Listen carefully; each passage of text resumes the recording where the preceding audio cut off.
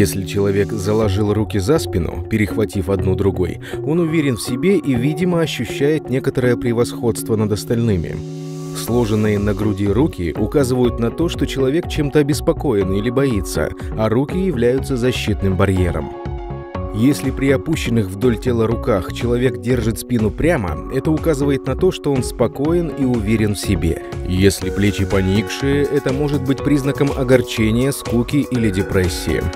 Руки, стискивающие одна другую во время разговора, могут означать скрытое напряжение или ярость. Собеседнику приходится делать над собой усилия, чтобы не взорваться. Руки, сжатые в кулаки, как и в предыдущем случае, выражают ярость или угрозу.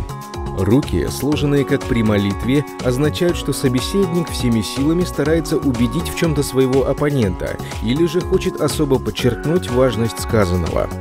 Потирание ладоней рук является очевидным признаком удовлетворения тем, что уже произошло или должно произойти.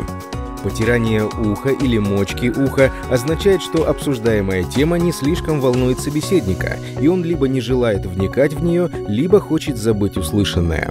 Почесывание различных частей тела может быть признаком того, что человек лжет или что-то скрывает, а также указывать на сомнение или неуверенность в себе, либо у него действительно что-то чешется. Ослабление ворота рубашки указывает на то, что человек испытывает раздражение. Это может также свидетельствовать о том, что говорящий лжет. Руки, спрятанные в карманы, указывают на некоторую нервозность, на то, что собеседнику необходимо расслабиться.